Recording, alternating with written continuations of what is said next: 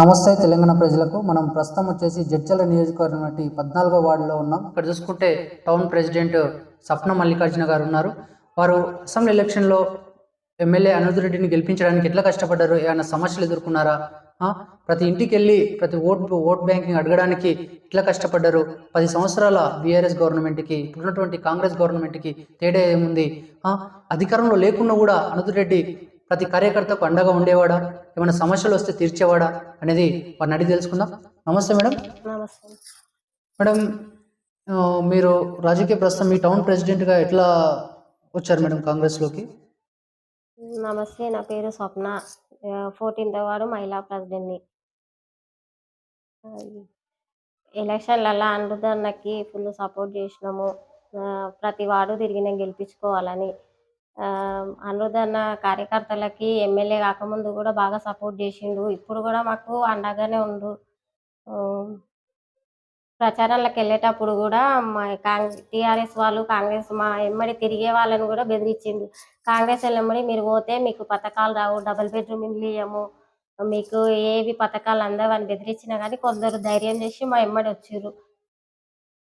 అయితే కొన్ని సంక్షేమ కార్యక్రమాలు అయితే చేస్తున్నాడు మేడం, ఎట్లా చూస్తారు మేడం? ఇప్పుడు స్కూల్లో 27,000 మందికి షూ పంపిణీ కార్యక్రమం, డ్రెస్ పంపిణీ కార్యక్రమం కూడా చేస్తున్నారు కదా మేడం, ఎట్లా చూస్తారు మీరు? అలా పాదయాత్ర చేసేటప్పుడు స్కూల్ నుండి పిల్లలు చెప్పులు లేకుండా నడుచుకుంటూ పోతే అనిరుద్ అన్న వాళ్ళని చూసి పిల్లలు చెప్పులు లేకుండా ఇట్లా నడుస్తున్నారని ఆయన సొంత పైసలతోని బాటా షూస్ పిల్లలకి ఇప్పియాలని అన్ని స్కూల్ పిల్లలకి షూలు ఇస్తున్నాడు.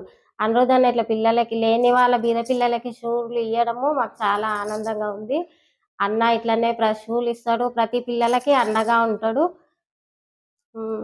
కార్యకర్తలుగా చాలా సంతోషపడుతున్నా అన్న ఇట్లా అందరి పిల్లలకి షూ ఇవ్వడం వల్ల.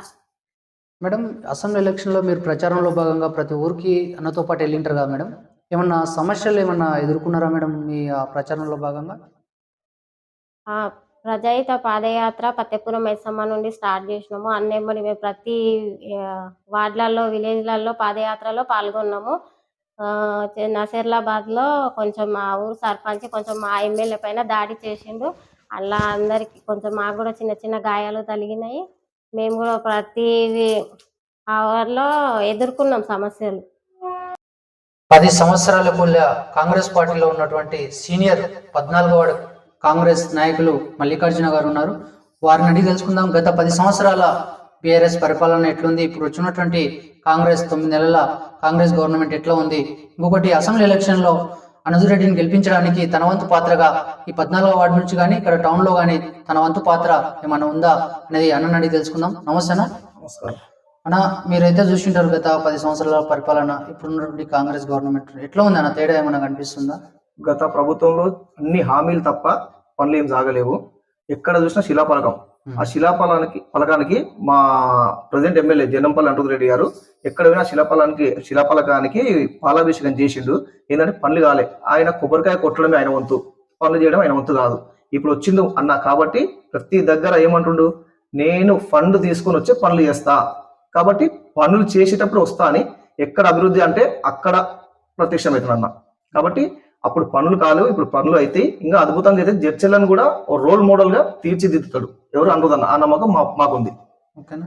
ఇప్పుడు మీరు అసెంబ్లీ ఎలక్షన్లో ఎమ్మెల్యేని గెలిపించడానికి అయితే మీరు కొన్ని స్ట్రగుల్స్ కానీ కొన్ని సమస్యలు ఏమైనా ఎదుర్కొన్నారా? ఎమ్మెల్యే ఎలక్షన్ అంటే ప్రచారం చేస్తుంటే టీఆర్ఎస్ నాయకులు మేము ప్రచారం కూతుంటే మా వెనక ఉన్న జనాలను కూడా బెదిరించి మా వెంబడి రాకుండా చేసి, కనీసం మేము ఎక్కడ పోతే కూడా అక్కడ టార్చర్ లాగా పెట్టి కొన్ని సందర్భంలో మమ్మల్ని టార్గెట్ గా పెట్టుకున్నారు, మమ్మల్ని తిరగనీయకుండా చేసారు. అయినా సరే మేము అవన్నీ ఎదుర్కొని ప్రచారం చేసినాం. అన్న గెలుపు కోసం మా వంతుగా కష్టపడ్డాం. అన్న గెలిచింది ఈరోజు. ఆ ధైర్యంతో నా నమ్మకంతో ఉన్నాం. ఇప్పుడు ఇంకొకటి చూసుకుంటే మొత్తం మీద ఈ జడ్చర్ల నియోజకవర్గంలో భారీ మెజార్టీ అయితే కైవసం చేసుకున్నారన్న, ఎట్లా చేసుకున్నారన్న? మొత్తం మీద ప్రచారం ఎట్లా చేసారు? యువకులే మొత్తంగా పాల్గొని అయితే మెజార్టీ రావడానికి కారణం యువకులే అని చెప్పడం జరుగుతుంది. సాయం ఎమ్మెల్యే కూడా చెప్పారు. ఎట్లా సాధ్యమైందన్న? ఎట్లా సాధ్యం అంటే అనిరుద్ అన్న అనేది పాదయాత్ర అనేది ఒక చరిత్ర, అది నమ్మకం అన్నట్టు. అనిరుద్ అన్న అంటే జనాలు తండోపాలుగా వచ్చేవారు, వచ్చి ఆయన నమ్మకం పైన అదే విధంగా అందరూ వార్ వన్ సైడ్ అన్నట్లుగా ఓటింగ్ చేసి అనిరుద్ అన్న పైన నమ్మకంతో గెలిపించారు. ఇప్పుడు మీ ఎమ్మెల్యే చూసుకుంటే కొన్ని సంక్షేమ కార్యక్రమాలు అయితే కొనసాగిస్తున్నానా, మొత్తం మీద షూ పంపిణీ కార్యక్రమాలు కానీ, డ్రెస్ కానీ స్కూల్ పిల్లలకి ఎట్లా చూస్తారన్నా మీరు ఆ విషయం? అది పాదయాత్ర మొదలు పెట్టిర్రు ఇక్కడ నవపేట పత్తిపురం మైసమ్మ. మేమందరం అన్నంబడి పాదయాత్రలు ఉన్నాం. ఒకరోజు ఏమైంది, ఎనమనగండ్ల ఊరు వచ్చింది. ఎనమనగండ్ల ఊరు రాగానే అన్న స్కూల్ ఉంటుంది, స్కూల్ కాడ చూస్తే పిల్లలు నడుచుకుంటూ పోతారు. ఆ రోజు అన్నాడు, ఏంది ఈ కాలంలో కూడా ఇంకా వీళ్ళకి చెప్పులు లేకుండా పోవడం ఏంది అని ఆలోచన చేసి అది చలించిండు బాగా. చలించి వీళ్ళకు నా సొంత డబ్బులతోని నేను వాళ్ళకు బూట్లు ఇప్పిస్తా, బూట్లు ఇప్పించి ప్రతి విద్యార్థి బూట్లు వేసుకోవాలి అన్న అన్న కళతోని ఈ రోజు బూట్లు ఇప్పిస్తుండు. ప్లస్ అన్న ముందు ముందు వాళ్ళకి బ్యాగులు వాటర్ బాటిల్ కూడా ఇప్పిస్తున్నా మొన్న మాట్లాడిండు. కాబట్టి అన్న షూ పంచడం మేమే కాదు కార్యకర్తలుగా ప్రతి నియోజకవర్గంలో మా అందరూ అనుకుంటారు. ఎగ్జాంపుల్ పక్క నియోజకవర్గం ఎమ్మెల్యే ఉంటారా, వాళ్ళు కూడా ఉంటారు. నెక్స్ట్ మేము కూడా షూ పంపిణీ చేయాలన్న ఆలోచన వాళ్ళకు కూడా తడుతుందంట. మొన్న విన్నాం మేము. షూ పంపిణీ కార్యక్రమం చాలా మంచి కార్యక్రమం. అన్న ఒక మాట అన్నాడు, నా కొడుకు వేసుకున్న బూట్లు మిగతా పిల్లలు కూడా వేయాలి అని మొన్న ఒక ఇంటర్వ్యూలో, అదే ఆగస్ట్ 15 రోజు చెప్పి ఆ పేద విద్యార్థులకు ఆయన స్వయంగా పైతాపులు తొడిగి బూట్లు తొడిగి నాడలు కట్టిండంటే ఏ ఎమ్మెల్యే చేస్తారు అటువంటి కార్యక్రమం. కానీ చాలా గర్వంగా ఉంది మాకు అందుదన్న గెలవడము, ఈ సంక్షేమం కానీ ఈ పనులు చేయడం చాలా గర్వపడుతున్నాం కార్యకర్తలుగా. ఇప్పుడు మీ 14వ వార్డులో చూసుకుంటే బీఆర్ఎస్ గవర్నమెంట్ ఉన్నప్పుడు ఏమైనా పనులు చేశారన్న? బీఆర్ఎస్ గవర్నమెంట్ లో ఒక్క పని కాలేదు. కనీసం సీసీ రోడ్లు కూడా చక్కగా లేవు. ఇప్పుడు ముందుకెళ్ళి మా ఇంటి ముందు మోరీ ఉంటుంది, మోరీలు కూడా తీసేవాళ్ళు కాదు. మేము కొట్లాడి కూడా ఆస్టకు వచ్చింది. ప్రజెంట్ గా ఇప్పుడు మేము అన్న గెలిచిన తర్వాత మేము ముందుకెళ్ళి ప్రతి పని మేము చేస్తున్నాం. మోరీలు కానీ, స్ట్రీట్ లైట్ కానీ, బురద రోడ్లు ఏమైనా ఉంటే కూడా మురాలు కొట్టించడం కానీ, ప్రతి అన్న సహకారంతో ప్రతి పని ముందుకు పోతున్నాం. అన్న ఏది ఆశిస్తే అది చేస్తాం. అంటే ప్రతి పనిలో మేము భాగమవుతాం అన్నట్టు ప్రజా సమస్యల పైన. ఇప్పుడు మీ గవర్నమెంట్ అయితే అధికారంలో ఉందనా, ఈ 14వ వార్డుకి ఏ సమస్యలు ఉన్నాయి, ఏ సమస్యలు తీరుస్తారని? ఇప్పుడు 14వ వార్డు సమస్యలు అంటే మోరీలు లేవు, డ్రైనేజ్, తర్వాత సీసీ రోడ్లు కూడా అప్పుడెప్పుడు కాంగ్రెస్ ప్రభుత్వంలో వేసిన సీసీ రోడ్లే. మధ్యలో ఈ 10 సంవత్సరాలు బీఆర్ఎస్ వచ్చి ఒక సీసీ రోడ్ వేయలేదు, ఎటువంటి పనులు చేయలేదు. వేస్తే ఏడు ఆడకూరగా అన్నట్లా. ఒకవేళ ఏమైనా చేస్తే కూడా వాళ్ళ ఇంట్లో వరకే చేయించుకుంటారు తప్ప జనానికి చేసింది ఏం లేదు. ఇప్పుడు ఫండ్ వస్తుంది, వచ్చిన తర్వాత ప్రతి వార్డులో ఏమన్నా అంటే అన్న ప్రతి వార్డులో నా కార్యకర్తను ముందు పెట్టి పనులు చేయిస్తా, అభివృద్ధి ఏందో నేను చూపిస్తా. కాబట్టి మోరీలు కానీ, స్ట్రీట్ లైట్ కానీ, సీసీ రోడ్లు కానీ, ఇందిరమ్మ ఇండ్లు కానీ ప్రతి చేయిస్తాడు. ఆ నమ్మకంతో అన్న మమ్మల్ని పెడతాడు, మేము ముందుకు వచ్చి పనులు చేస్తాము, అభివృద్ధి కూడా చేస్తాం.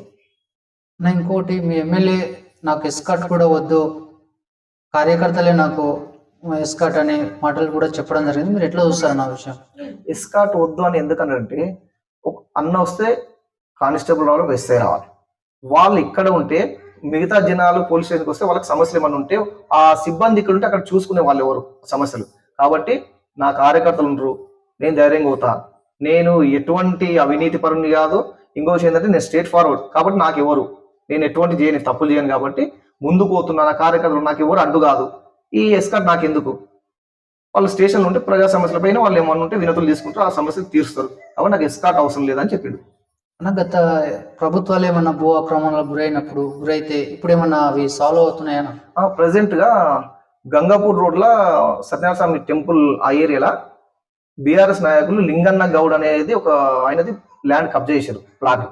అన్న వచ్చి మొన్న అది డిస్మెంటల్ చేయించి మొత్తం కూలగొట్టించి వాళ్ళకి న్యాయం చేశారు. ఈ రోజు ఆయన మొన్న ఒక ఇంటర్వ్యూ పేపర్లు ఇచ్చింది, ఏమని, అనిరుద్ రెడ్డి గారు ఎమ్మెల్యే గెలిచిన తర్వాత జనాలకు న్యాయం జరుగుతుంది కాబట్టి నా ప్లాట్ నాకు దక్కింది, ఆయనకు 100 నమస్కారాలని అందరి ముందర చెప్పింది. ఎవరు?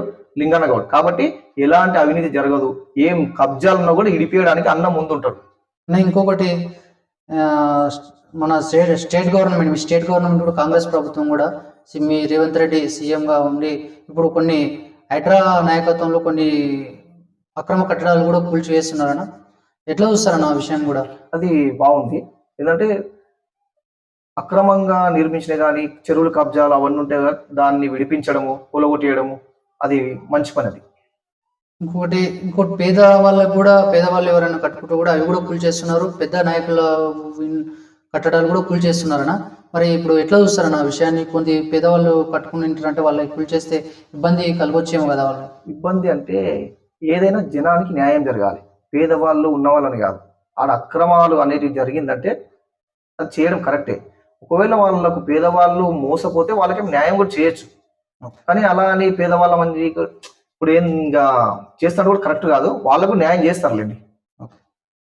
ఇంకొకటి, మీ రేవంత్ రెడ్డి ఈ ఉమ్మడి మహబూబ్నగర్ నుంచి సీఎం కావడం, అలాగే ఈ జడ్చర్ల కానీ ఈ మహబూబ్నగర్ కానీ ఏమైనా అభివృద్ధి చెందే అవకాశం ఉందా? ఖచ్చితంగా. మొన్న కలవకూరు తిరుగుట్ల రేవంత్ అన్న తమ్ముడు వచ్చిండు, తిరుపతి రెడ్డి సంథింగ్ కొండల రెడ్డి. మేము వెళ్ళాం ఆ రోజు. 33 కోట్లతోనేమో డబుల్ రోడ్ కి శంకుస్థాపన చేసాడు. ఆయన ఉమ్మడి జిల్లా వ్యక్తి కాబట్టి ఎవరికైనా సొంత తల్లి అన్నప్పుడు, సొంత ఊరు అన్నప్పుడు, సొంత జిల్లా అన్నప్పుడు ఆ ప్రేమ వేరే ఉంటుంది. మహబూబ్నగర్ జిల్లా ఖచ్చితంగా అభివృద్ధి అవుతుంది ఈ 5 సంవత్సరాలు. చేస్తాడు రేవంత్ రెడ్డి గారు, ఖచ్చితంగా డెవలప్ చేస్తారు. ఇంకోటి, మీ ఎమ్మెల్యే గారి గురించి మీ మాటలు చెప్పాలంటే ఏం చెప్తారు? ఎమ్మెల్యే గారు అంటే అనిరుద్ రెడ్డి గారు, ఆయన జననాయకుడు. జనంపల్లి అంటేనే జనంలోకి వెళ్ళి వచ్చిన వ్యక్తి. ఆయన ప్రతి ఒక్కరికి మంచి చేస్తాడు, అక్రమాలు సహించాడు, కార్యకర్తలకి అండగా ఉంటాడు. జనానికి కూడా ఈ 5 సంవత్సరాలు మంచి జరుగుతుంది.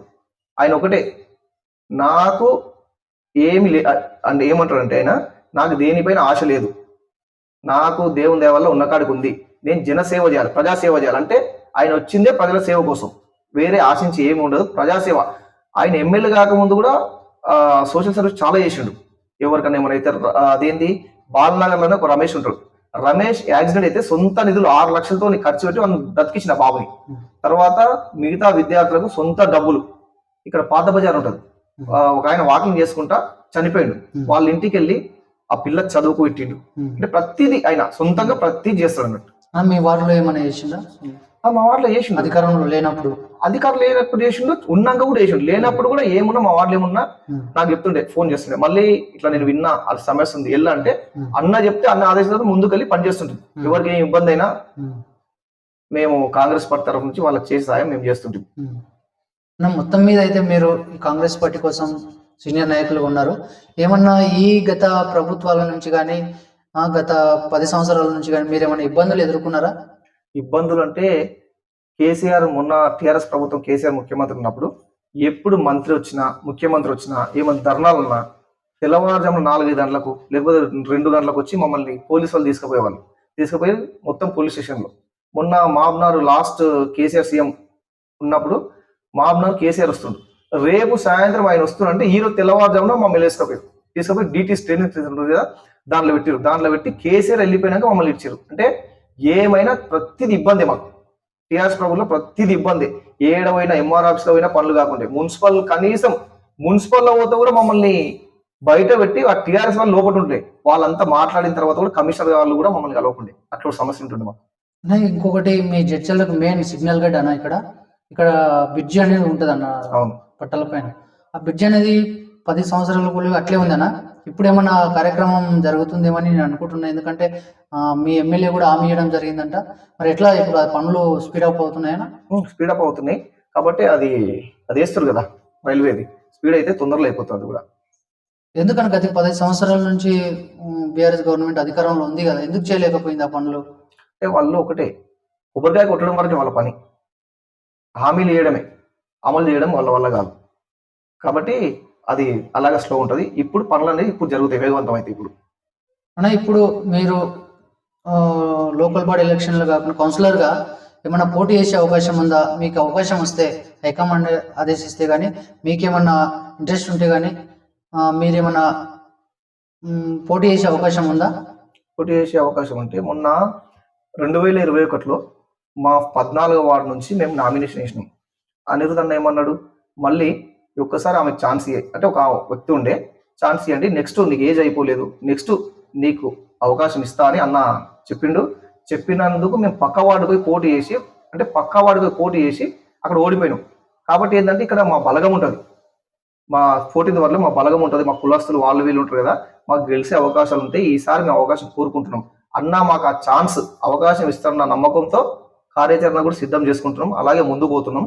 వార్డులో ఏ సమస్య ఉన్నా ముందుంటున్నాం మేము. ఇప్పుడు మీరు వార్డులో సమస్యలు అయితే మీకు తెలిసి ఉంటాయి, 14 వార్డులో ఏమేమి. ఒకవేళ మీకు హైకమాండ్ కానీ ప్రజల ఆశీర్వాదం ఉండి మీరు కౌన్సిలర్గా గెలిచిన తర్వాత ఈ వార్డుకి ఏ కార్యక్రమాలు చేస్తారు, ఏ అభివృద్ధి కార్యక్రమాల్లో ముందుంటారు? అంటే రోడ్లు మెయిన్, CC రోడ్లు, మోరీలు ఏమి బాగాలేవు. తర్వాత 10-15 సంవత్సరాల కింద ఎస్సీ కమిటీ హాల్, అది సిమెంట్ వరకు అయింది. ఇంతవరకు దాన్ని ఎవరు పట్టించుకుని నాదు లేదు. అది కంప్లీట్ చేస్తాం. ఇక్కడ మా గల్లీలోకి వస్తుంటే అలా ఇంకొకటి మినీ ఫంక్షన్ హాల్ అడిగారు, అది ఖాళీ పిల్లర్లు బేస్మెంట్ లాగా అయింది, అది కంప్లీట్ చేస్తాం. ప్రతి ఈ నుంచి వెంకటరామ్ థియేటర్ అని ఉంటుంది, ప్రతి గల్లీలో సీసీ రోడ్డు, మోరీలు, లైట్లు, ప్రజలకు ఏ ఇబ్బంది ఉన్నా ఎవరికైనా పింఛన్లు కానీ రేషన్ కార్డులు కానీ ప్రతి ఒక్కరి ముందుండి అనుకున్న సహకారంతో ప్రతి ఒక్కటి మేము పూర్తి చేస్తాం. అన్న, మీరు మీ వార్డు 14వ వార్డు ప్రజలకి మీరు ఇచ్చే సలహా కానీ సూచన కానీ ఏమి ఇస్తారన్నా? సలహాను సూచన అంటే అభివృద్ధి, అందరం కలిసికట్టుగా ఉండి అభివృద్ధి చేసుకుంటాం మన వార్డుని. దీంట్లో మనస్పార్థాలు ఇనస్పార్థాలు లేకుండా అందరం ఒకతాటి పైకి వద్దాం, మన వార్డు అభివృద్ధి చేసుకుందాం. ఇదే నేను ఇచ్చే సూచన. థ్యాంక్ యూ అన్న. మొత్తం మీద అయితే సప్నా మల్లికార్జున టౌన్ ప్రెసిడెంట్గా ఉండి, అలాగే మల్లికార్జున గారు సీనియర్ కాంగ్రెస్ నాయకులుగా ఉండి అనంతరెడ్డిని భారీ మెజార్టీతో గెలిపించడానికి వీళ్ళ పాత్ర కూడా ఉంది. ఎందుకంటే ఇలాంటి సీనియర్ కాంగ్రెస్ నాయకులు ఎప్పటి నుంచో కాంగ్రెస్ కోసం కష్టపడి పార్టీ అధికారంలో ఉన్న అధికారం లేకున్నా కాంగ్రెస్ పార్టీ కోసం అనంతరెడ్డి గారి కోసం కష్టపడేటువంటి వ్యక్తులకు ఈ పార్టీ అయితే ఖచ్చితంగా గుర్తిస్తుంది. ఎందుకంటే ఆల్రెడీ ఎమ్మెల్యే గారు కూడా స్వయంగా మేము కష్టపడేటువంటి కాంగ్రెస్ నాయకులని గుర్తిస్తాం, సీనియర్ నాయకులను గుర్తిస్తాం, వారికి కూడా లోకల్ బాడీ ఎలక్షన్లు కానీ మున్సిపల్ ఎలక్షన్ ఏదైనా వారికి అవకాశం ఇచ్చైతే వారిని కూడా ప్రజలకు సేవ చేసే అవకాశం ఇస్తామని అయితే స్వయంగా రేవంత్ రెడ్డి గారు, అనంతరెడ్డి గారు కూడా చెప్పడం జరిగింది. ఎందుకంటే పార్టీ ఈరోజు అధికారంలో ఉందంటే ఇలాంటి నిజాయితీ కార్యకర్తలు రూపాయి ఆశించకుండా, అధికారంలో ఉన్న అధికారం లేకున్నా అనేక గత ప్రభుత్వాలు ఎన్నో ఇబ్బందులు పెట్టినా కూడా పార్టీ ఈడకుండా గత ప్రభుత్వాలు ఎన్నో ఆశలు చూపి మా పార్టీలోకి రాండి అని స్వయంగా ఆహ్వానించినా కూడా పార్టీ మారకుండా నిజాయితీగా ఒక అనంతరెడ్డి గారి కోసం పనిచేయడం, అలాగే కాంగ్రెస్ పార్టీ జెండా మోసి కాంగ్రెస్ పార్టీ కోసం నిజాయితీగా పనిచేసినటువంటి ఇట్లాంటి నిజాయితీ కార్యకర్తలు ప్రతి వార్డులో, ప్రతి గ్రామంలో, ప్రతి విలేజ్ లో ఉండడం వల్ల ఇలాంటి మెజార్టీ అయితే రావడానికి ప్రధాన కారణమైంది. ఎందుకంటే ఇలాంటి కార్యకర్తలు నిజాయితీగా లేకపోతే ఇంత మెజార్టీ కూడా రాదని ఎమ్మెల్యే గారు అయితే తెలుసుకోవాలి. ఇలాంటి నిజాయితీ కార్యకర్తలకు కానీ నిజాయితీ పనిచేసేటువంటి నాయకులకు అవకాశం ఇచ్చి వారిని కూడా ప్రజాసేవలో ఉంచాలని అయితే